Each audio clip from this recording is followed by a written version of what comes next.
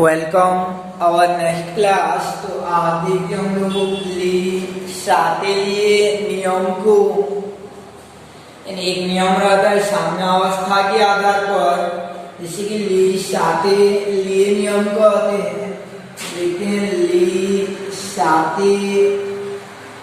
लिए नियम जो है, लिए नियम क्या कहता है।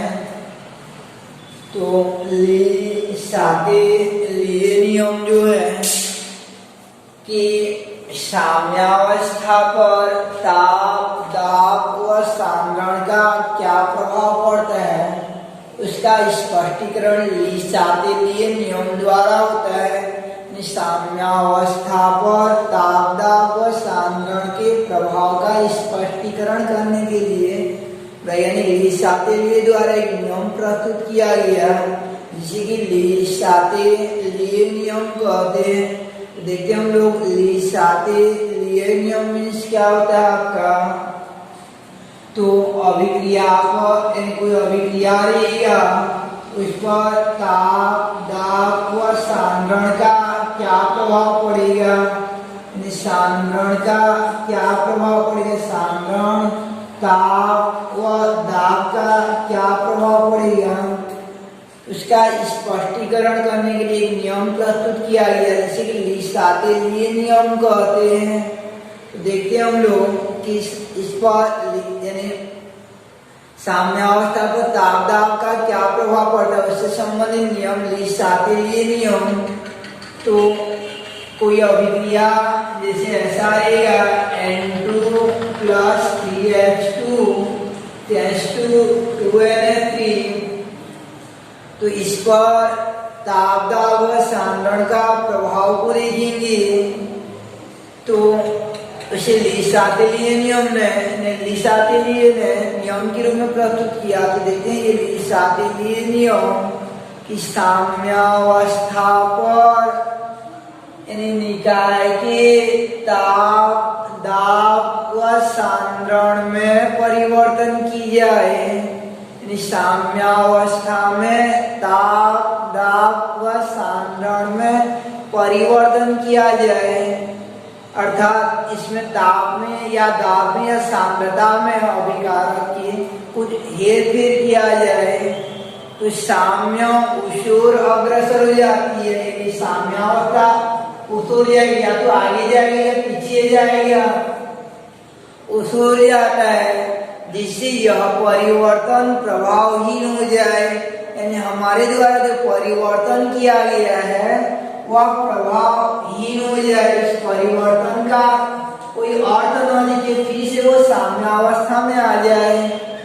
तो लिए नियमानुसार कि साम्यावस्था पर ताप, दाब व सांद्रण में परिवर्तन किया जाए। साम्यावस्था में निकाय के ताप, दाब व सांद्रण में परिवर्तन किया जाए, तो साम्य ऊषोर अग्रसर होती है, जिससे यह परिवर्तन प्रभावहीन हो जाए। जैसे हम लोग देखते हैं एक एग्जाम्पल, जैसे आपका एक बाल्टी पानी और दूसरा बाल्टी में पानी पूरा भरा हुआ है और दोनों को पाइप द्वारा जोड़ दिए हैं। दोनों जो साम्यावस्था की स्थिति में इधर का ना तो इधर जा पाता है, ना ही इधर का इधर आ पाता है, दोनों साम्य की स्थिति में होते हैं।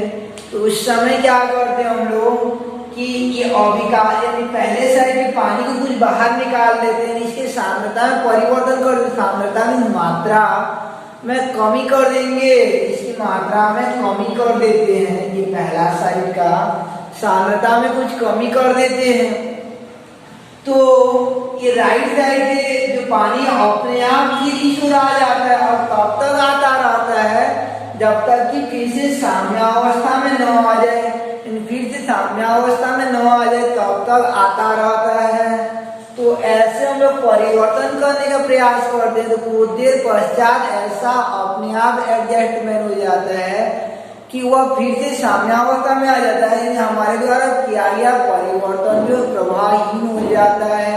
जैसे दोनों तालाब रहता है और दोनों के मेड़ को मान लीजिए काट यानी पहले मेड़ है, उसके बाद मेड़ को काट देते हैं तो एक साइड का पानी दूसरी साइड जाता रहता है, तब तक जाता रहता है जब तक कि फिर से साम्य अवस्था में न आ जाए। तो ऐसे इन दोनों पहले साम्य में रहते हैं, लेकिन किसी में परिवर्तन कर दिया जाए तो कुछ क्षण पश्चात ऐसा आ जाता है कि फिर से साम्य अवस्था में आ जाता है। तो हम जो परिवर्तन करने का प्रयास करते हैं वह प्रवाहहीन हो जाता है। इसे लिसातेलियन नियम के रूप में प्रस्तुत किया कि साम्यावस्था में निकाय के ताप, दाब व सांद्रता में परिवर्तन किया जाए तो साम्य ऊष्र अग्रसर होती है, जिससे यह परिवर्तन प्रभावहीन हो जाए। जैसे इसको कम कर दिए तो इधर आ जाता है, पीछे तो इधर का पानी जो है इधर आकर सामने में आ जाता है। मान लीजिए इधर बढ़ा देते हैं, पानी को डालते जाते हैं तो आगे जाएगा, तब तक जाता रहेगा जब तक कि फिर से साम्यावस्था में न आ जाए।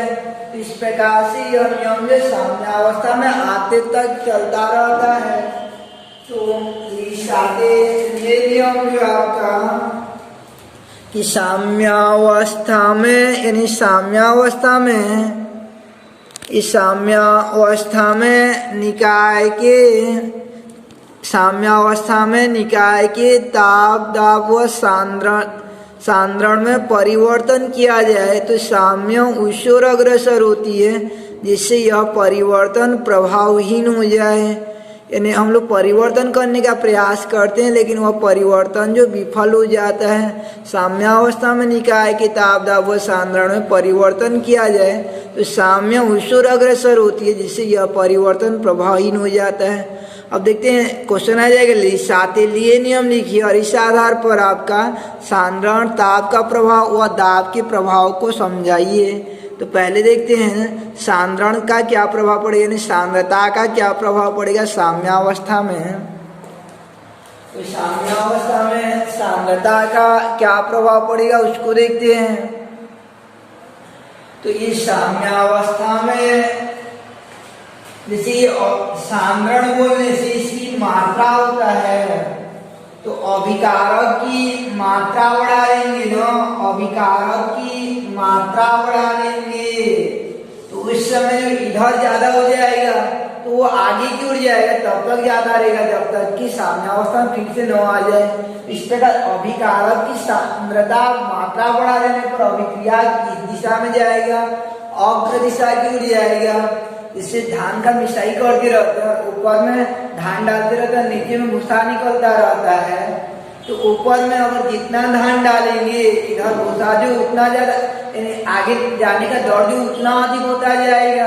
तो अभिकारक की मात्रा या सांद्रता बढ़ाने पर अभिक्रिया किस ओर जाता है, अग्र दिशा की ओर जाता है, आगे की ओर जाता है।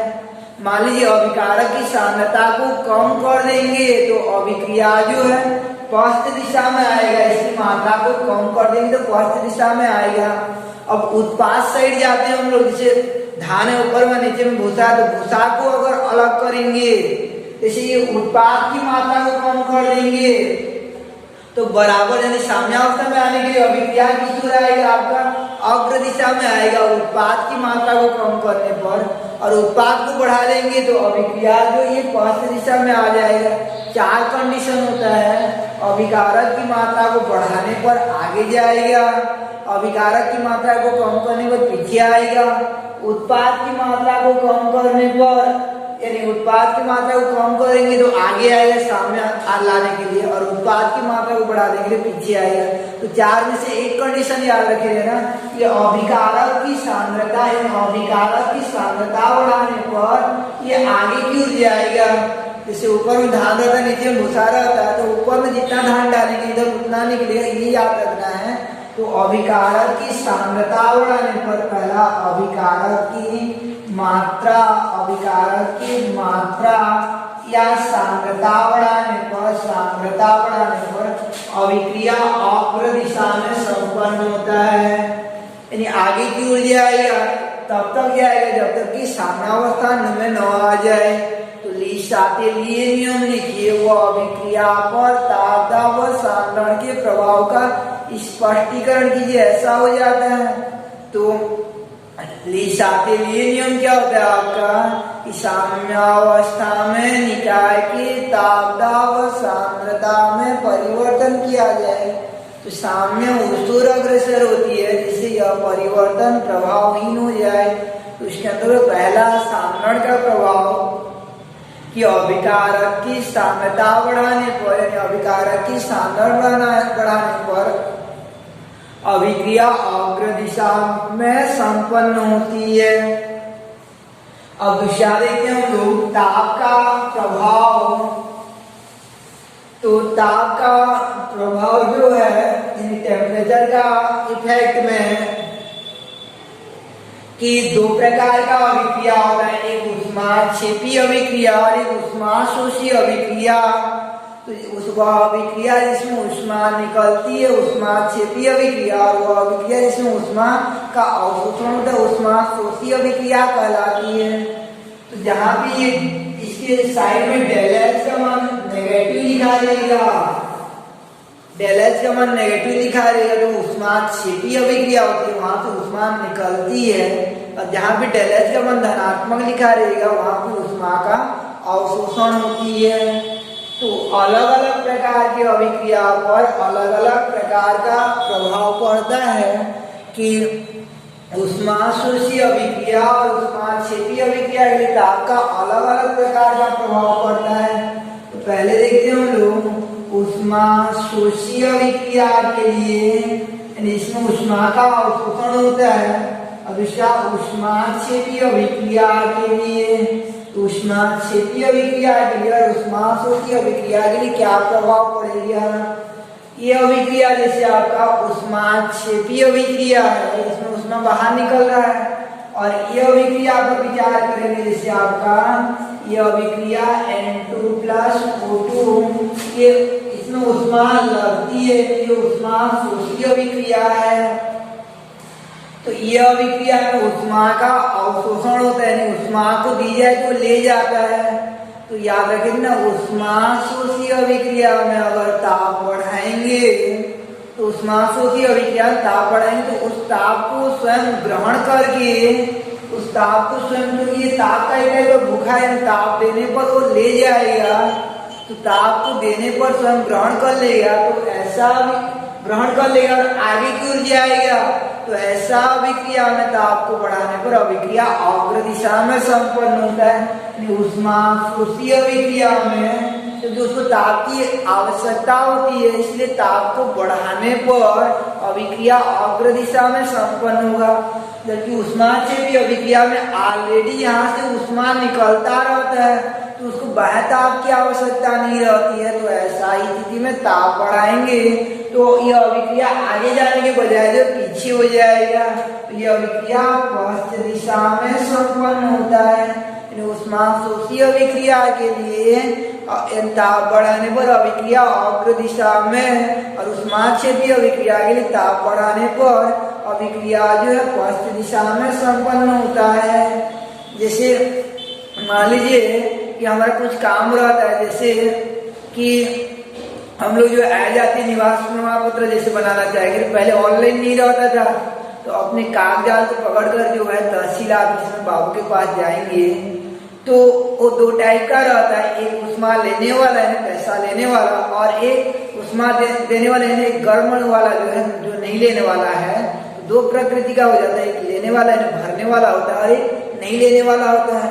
तो मान लीजिए लेने वाला है ऊष्मा का अवशोषण करने वाला है, तो उसके पास जाएंगे और जैसे वो पैसा को दिखा देंगे ऐसे करके, तो तुरंत पैसा को ले जाएगा, हमारे काम को क्या करेगा आगे बढ़ा देगा। तो पैसा लेने वाला था यानी ऊष्मा अवशोषण करने वाला था, और हमको क्या किया आगे बढ़ा दिया, अभिक्रिया को आगे बढ़ा देते, अग्र दिशा में संपन्न करवा देते। और मान लीजिए लेने वाला नहीं रहेगा, तो उसी स्थिति में हम लोग जैसे पैसा दिखाने का प्रयास करेंगे वो क्या करेगा, हमको घर वापस भेज देगा, अभिक्रिया क्या हो जाएगा पश्चिम दिशा में संपन्न हो जाएगा। तो ऊष्माक्षेपी अभिक्रिया में ताप बढ़ाने पर अभिक्रिया पश्चिम दिशा में संपन्न होता है। तो इस प्रकार ये दूसरा था आपका कि ताप का प्रभाव जो है कि साम्यावस्था में निकाय के ताप में परिवर्तन करने पर ऊष्माशोषी साम्यावस्था में निकाय का ताप बढ़ाने पर उष्माशोषी अभिक्रिया के लिए अग्र दिशा तथा उष्माक्षेपी अभिक्रिया के लिए पश्च दिशा में संपन्न होती है। पहला अभिकारक की साम्यता बढ़ाने पर अग्र दिशा में और उष्माशोषी अभिक्रियाओं के लिए ताप बढ़ाने पर अभिक्रिया अग्र यानी साम्य अग्र तथा उष्माक्षेपी अभिक्रियाओं के लिए ताप बढ़ाने पर अभिक्रिया पश्च दिशा में संपन्न होती है। उसके बाद तीसरा होता है आपका कि दाब का प्रभाव यानी दाब का क्या प्रभाव पड़ता है। तो साम्यावस्था में निकाय का दाब बढ़ाने पर यानी साम्यावस्था में निकाय का दाब बढ़ाने पर साम्य ऊष्र अग्रसर होता है, जिधर अणुओं की संख्या में या आयतन में कमी होती है। साम्य ऊष्र अग्रसर होता है इधर अणुओं की संख्या या आयतन में कमी होती है। इसी नीचे वाला अभिक्रिया पर विचार करेंगे हम लोग। इसके सामने एक अणु और इसके सामने 3 अणु है, तो 1 और 3 कुल मिलाकर 4 अणु हो गया अभिकारक सहित, और ये उत्पाद सहित 2 अणु हो गया। तो इसमें दबाव डालेंगे ना, प्रेशर डालेंगे, तो ये अभिक्रिया आगे की ओर जाएगा, ऊष्र संपन्न होता है जिस ओर अणुओं की संख्या में कमी होती है। जैसे ये अभिक्रिया आपका PCl5 to PCl3 plus Cl2, तो इधर एक अणु और इधर एक 2 अणु है, तो यहाँ पे अगर हम लोग दबाव डालेंगे तो अभिक्रिया पश्च दिशा में संपन्न होता है। और इसमें अणुओं की संख्या समान होती है, इधर 1 2 और इधर 2, तो समान अणुओं की संख्या रहती है तो उस पर दाब का प्रभाव नहीं पड़ता है। ये दाब का प्रभाव नहीं पड़ेगा, इस पर जो है दाब का प्रभाव नहीं पड़ेगा। यानी दाब बढ़ाने पर साम्यावस्था में निकाय की दाब बढ़ाने पर साम्य ऊष्र अग्रसर होती है, जिधर अणुओं की संख्या में कमी होती है। यानी जिस ओर अणुओं की संख्या अणुओं की संख्या में कमी होती है, उस ओर जाती है। जैसे बहुत भीड़ रहते हैं कहीं पर, तो बहुत भीड़ रहते हैं, अचानक से मान ली पुलिस वाले आगे तो हटो हटो बोलते हैं, किसको यहाँ पे बोलते हैं, तो हम लोग किस ओर जाते हैं, उस ओर जाने का प्रयास करते हैं जिधर संख्या कम दिखता रहता है। तो ऐसे दाब बढ़ाने पर यानी प्रेशर डालने पर साम्य ऊष्र अग्रसर हो जाती है, जिधर अणुओं की संख्या में कमी हो जाती है। तो इस प्रकार से ये दाब का ली-शातिलीय नियम व ली-शातिलीय नियम के आधार पर साम्यावस्था में ताप दाब व सांद्रण का प्रभाव की सांद्रता बढ़ाने पर अभिकारक का आगे की ओर जाएगा, उष्माशोषी अभिक्रिया में ताप बढ़ाने पर आगे की ओर, उष्माक्षेपी अभिक्रिया में ताप बढ़ाने पर पीछे की ओर आएगा। सब में बढ़ाने पर होता है, ये सांद्रण बढ़ाएंगे, यहाँ ताप बढ़ाएंगे और यहाँ दाब बढ़ाएंगे, इसमें घटाया नहीं जाता है। तो ऐसा कंडीशन उत्पन्न होता है कि ताप बढ़ाने पर उष्माशोषी अभिक्रियाओं के लिए अग्र और उष्माक्षेपी अभिक्रियाओं के लिए पश्च दिशा में संपन्न होता है, और दाब बढ़ाने पर साम्य ऊष्र अग्रसर होती है, जिधर अणुओं की संख्या में कमी हो जाती है, अणुओं की संख्या में कमी हो जाती है। इस प्रकार से आपका कि ली-शातिलीय नियम यानी ली-शातिलीय नियम की साम्यावस्था में निकाय के ताप दाब व सांद्रण में परिवर्तन किया जाए तो साम्य ऊष्र अग्रसर होती है, जिससे यह परिवर्तन प्रभावहीन हो जाए। अब ली-शातिलीय नियम के आधार पर साम्यावस्था में ताप दाब व सांद्रण का प्रभाव कि सांद्रण के प्रभाव में साम्यावस्था में अभिकारक की साम्यता बढ़ाने पर साम्य अग्र दिशा की ओर संपन्न होती है। दूसरा दाब का प्रभाव, ताप का प्रभाव कि साम्यावस्था में निकाय का ताप बढ़ाने पर साम्य उष्माक्षेपी अभिक्रिया यानी उष्माक्षेपी अभिक्रिया में पश्च तथा उष्माशोषी अभिक्रियाओं में अग्र दिशा में संपन्न होती है, यानी शोषी वाला में अग्र और क्षेपी वाला में आपका पश्च दिशा में संपन्न होती है। उसके बाद तीसरा होता है आपका कि दाब का प्रभाव कि साम्यावस्था में निकाय का दाब बढ़ाने पर साम्य ऊष्र अग्रसर होती है, जिधर अणुओं की संख्या में या आयतन में कमी होती है। तो पहला ये क्वेश्चन हो जाता है कि ली-शातिलीय नियम लिखिए हुआ अभिक्रिया पर ताप दाब व सांद्रण का प्रभाव को समझाइए। दूसरा ऐसा क्वेश्चन हो जाता है कि कोई अभिक्रिया दे दिया रहेगा, जैसे N2 + 3H2 = 2NH3 ΔH बराबर -92.3 किलो जूल। तो ऐसा अभिक्रिया दे दिया रहेगा, ये ऊष्माक्षेपीय अभिक्रिया है। तो इस अभिक्रिया पर ताप दाब और सांद्रण का प्रभाव को समझाइए, ऐसा क्वेश्चन दे देता है। और ऐसा क्वेश्चन को कल देखेंगे हम लोग, ये किस टाइप का बनाया जाता है।